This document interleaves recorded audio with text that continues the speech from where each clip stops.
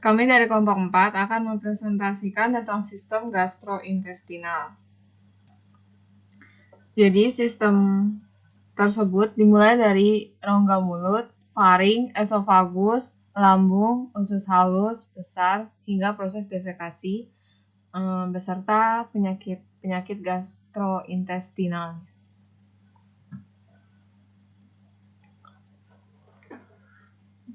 Saya Diti Angelita akan menjelaskan tentang mulut, rongga mulut. Rongga mulut atau cavum oris adalah bagian tubuh yang merupakan awal dari saluran pencernaan. Bagian depan rongga mulut dibatasi oleh bibir. Bagian atas dibatasi palatum durum hingga palatum molor. Bagian bawah terdapat otot-otot yang membentuk bagian mulut dan lidah serta pipi. Rongga mulut terdiri dari lidah bagian oral atau 2/3 bagian anterior dari lidah. Terus palatum durum atau palatum keras, dasar dari mulut, trigonum retromolar, bibir, mukosa bukal, alveolar ridge, dan gingiva. Rongga mulut dilapisi dengan mukosa oral atau tunika mukosa oris, tertutup oleh epitel squamous berlapis. Selanjutnya, makanan dari rongga mulut akan dilanjutkan ke faring. Di faring, faring dibagi menjadi 3 bagian, yaitu nasofaring, orofaring, dan laringofaring. Orofaring dan laringofaring terlibat dalam proses pencernaan. Untuk mencegah masuknya makanan ke dalam saluran nafas pada laringofaring, terdapat suatu kartilago elastis, yaitu epiglotis, yang akan menutup saat menelan, sehingga rongga laringnya akan menutup dan makanan bakalan masuk ke dalam esofagus. Selanjutnya esofagus. Esofagus itu merupakan suatu tabung muskular yang akan dilalui makanan yang masuk dari faring dan memiliki sfinkter pada bagian atas dan bawah. Nah, sfinkter atas itu mencegah kembalinya makanan ke faring lagi. Sedangkan kalau misalnya sfinkter bawah itu mencegah makanan yang sudah sampai ke gaster kembali ke dalam esofagus. Nah, makanan masuk melalui esofagus menuju gaster dibantu dengan adanya gerakan peristaltik dan gaya berat dari makanan itu sendiri, serta adanya relaksasi otot sfinkter bawah esofagus.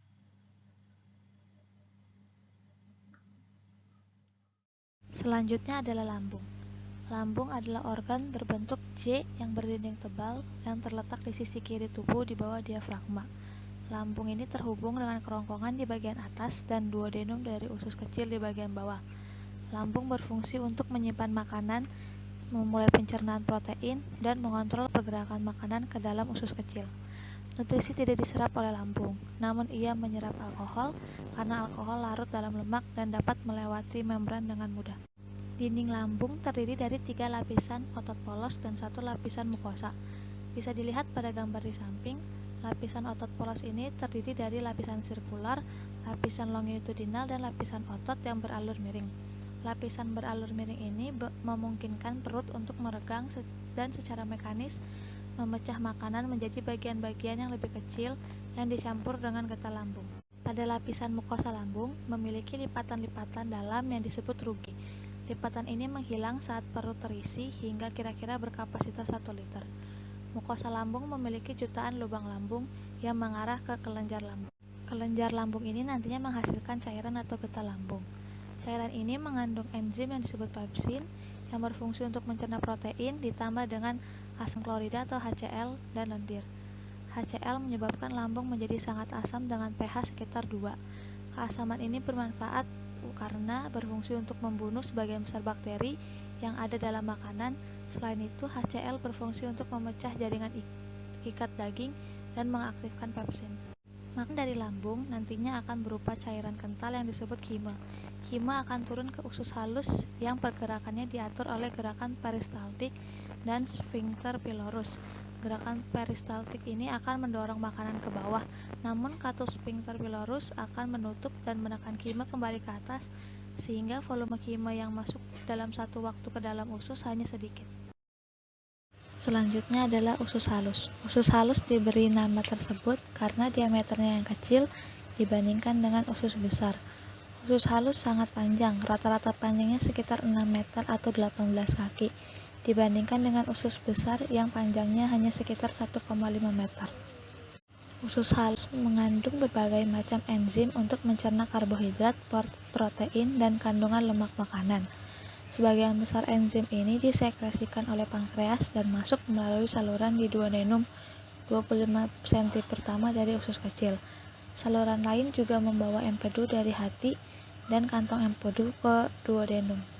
Empedu berfungsi untuk mengemulsi lemak. Dari pankreas diproduksi enzim lipase, amilase, tripsin, dan protease. Enzim lipase berfungsi untuk menghidrolisis lemak untuk membentuk gliserol atau monogliserida dan asam lemak. Enzim amilase berfungsi untuk mencerna karbohidrat. Enzim tripsin dan protease berfungsi untuk mencerna protein menjadi asam amino. Usus memiliki pH yang sedikit basa karena getah pankreas mengandung natrium bikarbonat atau NaHCO3 yang menetralkan kime dan membantu kondisi basa untuk membantu proses pencernaan lemak.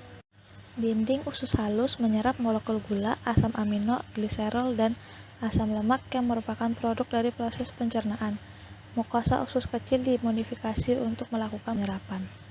Bisa dilihat pada gambar, pada dinding usus halus terdapat mukosa usus halus yang mengandung tonjolan-tonjolan seperti jari yang disebut vili, yang membuat permukaan usus halus menjadi lebih luas.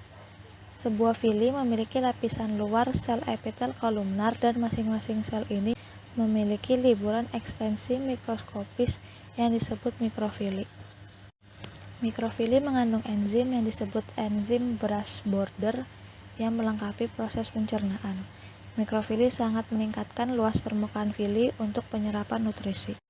Nutrisi-nutrisi tadi yang telah dipilah oleh berbagai enzim seperti gula monosakarida, monogliserida atau kilomikron, dan asam amino yang berada pada lumen usus halus selanjutnya akan terperangkap oleh vili-vili dan mikrofili pada dinding usus halus sehingga dapat diserap oleh dinding usus halus dan masuk ke dalam aliran darah. Nutrisi yang telah masuk ke aliran darah selanjutnya dapat diedarkan ke seluruh tubuh. Organ aksesoris.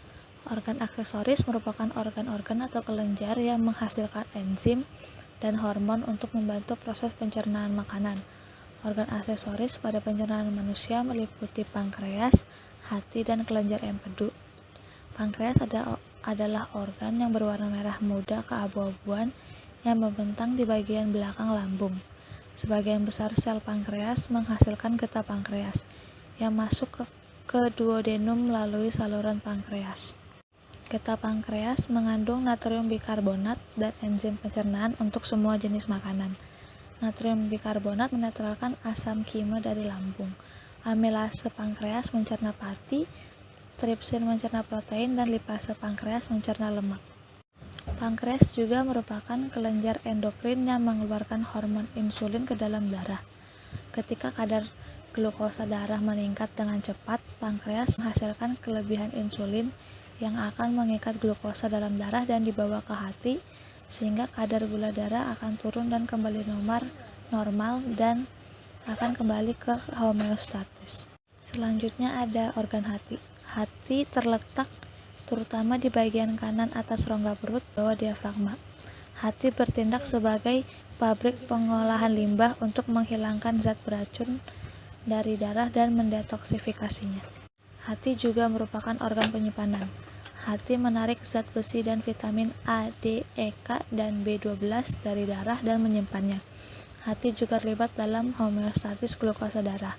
Glukosa dalam darah yang diikat insulin akan dibawa menuju hati dan disimpan sebagai glikogen. Ketika glukosa darah menjadi rendah, hati melepaskan glukosa dengan memecah glikogen. Jika diperlukan, hati akan mengubah gliserol dan asam amino menjadi molekul glukosa. Saat asam amino diubah menjadi glukosa, hati menggabungkan gugus aminonya dengan karbon dioksida untuk membentuk urea, yang merupakan produk limbah nitrogen pada proses sekresi manusia. Hati juga membantu mengatur kadar kolesterol darah. Beberapa kolesterol diubah menjadi garam empedu oleh hati. Empedu adalah larutan garam empedu, air, kolesterol, dan bikarbonat. Cairan ini memiliki warna hijau kekuningan karena mengandung bilirubin, yaitu protein pigmen yang terbentuk selama pemecahan hemoglobin, yang merupakan proses yang juga dilakukan oleh hati. Cairan empedu ini disimpan di kantong empedu, organ berbentuk buah pir, tepat di bawah hati, hingga nanti dikirim melalui saluran empedu ke duodenum jika diperlukan. Di usus halus, garam empedu mengemulsi lemak. Ketika lemak diemulsi, lemak dipecah menjadi tetesan yang disebut kilomikron. Selanjutnya adalah regulasi sekresi pencernaan. Sekresi cairan pencernaan dikendalikan oleh sistem saraf dan oleh hormon pencernaan. Ketika Anda melihat atau mencium makanan, sistem saraf simpatis secara otomatis akan merangsang sekresi dari lambung. Juga ketika seseorang setelah makan makanan yang kaya akan protein, perut menghasilkan hormon gastrin. Gastrin memasuki aliran darah dan segera aktivitas sekresi kelenjar lambung akan meningkat. Bisa dilihat di gambar, sel-sel dinding duodenum menghasilkan dua hormon lain, yaitu sekretin dan kolesistokinin atau CCK. Pelepasan sekretin dirangsang oleh asam, terutama HCl yang ada di dalam kime. Protein dan lemak yang dicerna sebagian merangsang pelepasan CCK. Segera setelah hormon-hormon ini memasuki aliran darah, pankreas meningkatkan output dari cairan pankreas. Cairan pankreas ini akan menjaga kime asam yang memasuki usus halus dari lambung dan membantu untuk mencerna makanan. CCK juga menyebabkan hati meningkatkan produksi empedu dan menyebabkan kantong empedu berkontraksi dan melepaskan empedu yang disimpan. Empedu kemudian membantu pencernaan lemak yang merangsang pelepasan CCK. Selanjutnya yaitu ada usus besar. Usus besar terdiri dari 3 bagian, yaitu yang pertama ada sekum atau usus buntu, yang kedua ada kolon atau usus besar, dan yang ketiga ada rektum. Sekum atau usus buntu merupakan bagian pertama dari usus besar dan bergabung atau menyambung dengan bagian ujung dari usus kecil. Nah, sekum ini biasanya memiliki tonjolan yang disebut dengan appendix vermiformis. Nah, kata vermiformis sendiri ini menggambarkan struktur yang berbentuk seperti cacing. Usus buntu dianggap dapat membantu melawan infeksi, namun para ilmuwan mengatakan bahwa usus buntu ini juga dapat berkontribusi pada populasi bakteri yang dibutuhkan di usus besar. Nah, jika usus buntu ini pecah, maka dapat menyebabkan peritonitis atau pembengkakan dan infeksi dari peritoneum. Selanjutnya yaitu ada kolon atau usus besar dan rektum. Usus besar sendiri ini terdiri dari 4 bagian. Yang pertama ada ascending colon atau usus besar ascendens. Usus ini naik pada bagian sisi kanan perut. Usus ini berfungsi membawa sisa-sisa makanan yang berasal dari usus kecil. Kemudian yang kedua ada transverse colon atau usus besar melintang. Usus ini terletak melintang, melintasi rongga perut tepat di bawah hati dan lambung. Usus besar melintang ini memiliki fungsi yang sama dengan ascending colon, yaitu membawa sisa-sisa makanan menuju descending colon. Kemudian yang ketiga ada descending colon atau usus besar descendent. Letaknya menurun di bagian sisi kiri perut. Usus besar ini memiliki fungsi untuk menampung feses sementara sebelum diteruskan ke bagian rektum. Kemudian yang keempat ada kolon sigmoid yang memasuki rektum dan berukuran sekitar 20 cm terakhir dari bagian usus besar serta membentuk melengkung seperti huruf S. Nah, pada bagian ini terjadi kontraksi otot yang kuat agar feses dari kolon descendent bisa keluar melalui anus. Kemudian ada bagian rektum yang merupakan bagian terbuka pada anus, di mana pada bagian ini terjadi proses buang air besar atau yang disebut dengan pengeluaran feses atau defekasi. Lalu pada usus besar terjadi proses yang dinamakan dengan defekasi. Nah, defekasi sendiri ini merupakan proses membersihkan tubuh dari kotoran atau sisa-sisa makanan dan juga merupakan salah satu fungsi dari usus besar. Nah, pada proses defekasi ini terdapat gerakan peristaltik untuk mendorong feses masuk ke dalam rektum dan disimpan sampai waktu yang tepat untuk buang air besar. Nah, proses defekasi dimulai dari peregangan dinding rektum yang memulai impuls saraf ke sumsum tulang belakang. Kemudian otot rektal berkontraksi dan sfinkter anal berelaksasi dan memungkinkan feses keluar dari anus. Selanjutnya yaitu ada aktivitas makan. Nah, aktivitas makan ini terdiri dari 4 proses. Yang pertama ada prehensi, yang kedua salivasi, yang ketiga mastikasi, dan yang keempat deglutisi. Prehensi merupakan aktivitas mengambil makanan dan memasukkannya ke dalam mulut. Pada hewan berkaki dua atau biped, makanan diambil langsung dengan menggunakan tangan. Sedangkan pada hewan berkaki empat atau quadriped, makanan diambil langsung dengan menggunakan mulut. Nah, pada manusia yang termasuk ke dalam hewan berkaki dua, mengambil makanannya dengan menggunakan kedua tangan. Yang kedua yaitu salivasi.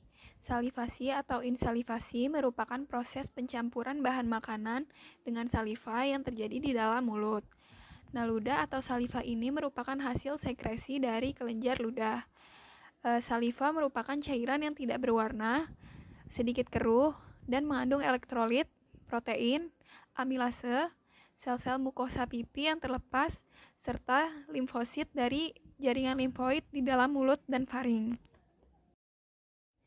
Nah, fungsi dari saliva sendiri ini yaitu untuk cairan pembasah atau lubrikasi bahan makanan agar mudah dikunyah dan ditelan. Kemudian yang kedua sebagai pelarut beberapa zat makanan sehingga dapat mengenai reseptor-reseptor rasa dan dapat dibedakan menjadi berbagai macam rasa. Yang ketiga sebagai bahan pembantu pembentukan bolus pakan agar makanan mudah ditelan. Nah, yang keempat sebagai bahan pelindung mukosa mulut dengan tetap membasahi dan melumasi mulut dengan saliva. Yang kelima yaitu sebagai pelumas esofagus atau kerongkongan. Yang keenam sebagai pemecah amilum. Yang ketujuh sebagai pembantu termoregulasi. Dan yang kedelapan sebagai zat yang bersifat bakteriostatis. Selanjutnya ada mekanisme mastikasi. Mastikasi yaitu pengunyahan atau pemecahan pakan secara mekanis dalam mulut. Penggerusan terjadi di antara gigi-gigi geraham. Mastikasi ini penting karena pakan dihancurkan sehingga memberikan bidang permukaan yang lebih luas bagi kerja enzim atau mikroorganisme. Kemudian pakan tercampur dengan saliva sehingga bolus lebih mudah ditelan. Kemudian deglutisi. Deglutisi atau menelan adalah lewatnya pakan dari mulut melalui faring dan esofagus. Kemudian ke lambung. Proses menelan itu ada 3 fase, yaitu dari mulut ke faring, dari faring ke esofagus, dan dari esofagus ke lambung.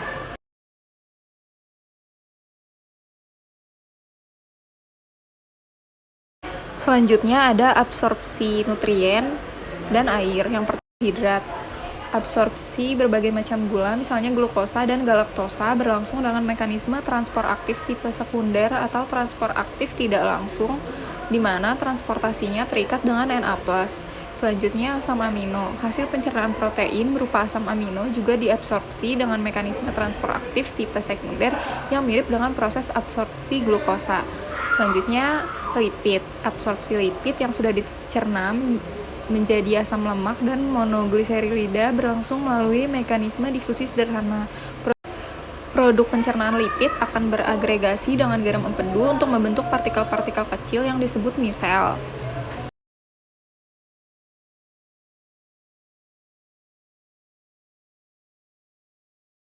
Selanjutnya, absorpsi air. Bagian akhir dari sistem pencernaan adalah usus belakang atau hindgut. Ketika makanan telah mencapai tempat tersebut, sebagian besar nutrisi telah dicerna dan diabsorpsi. Material yang ada di dalam usus besar ini bersifat semi-solid yang berbeda dengan bentuk larutan pada saluran pencernaan sebelumnya. Hal ini berhubungan dengan telah terjadinya proses penyerapan air dari bahan makanan selama proses absorpsi di usus halus. Sekitar 80% air telah diabsorpsi sebelum memasuki usus besar, sedangkan sisanya akan direabsorpsi kemudian. Berikut adalah beberapa penyakit pada sistem gastrointestinal. Yang pertama ada GERD atau gastroesophageal reflux disease, yaitu asam lambung yang naik ke esofagus karena melemahnya cincin otot kerongkongan atau katup sphincter yang terletak di kerongkongan bagian bawah. Yang kedua, ada diare. Diare ini ditandai dengan frekuensi BAB meningkat karena adanya infeksi rotavirus maupun bakteri. Yang ketiga, ada tukak lambung, yaitu luka pada lapisan lambung dan usus halus bagian atas karena adanya infeksi bakteri Helicobacter pylori. Yang keempat, ada appendicitis, yaitu peradangan pada appendix vermiformis atau umbai cacing karena adanya infeksi bakteri. Sekian presentasi dari kelompok kami tentang sistem gastrointestinal. Kurang lebihnya mohon maaf. Wassalamualaikum warahmatullahi wabarakatuh.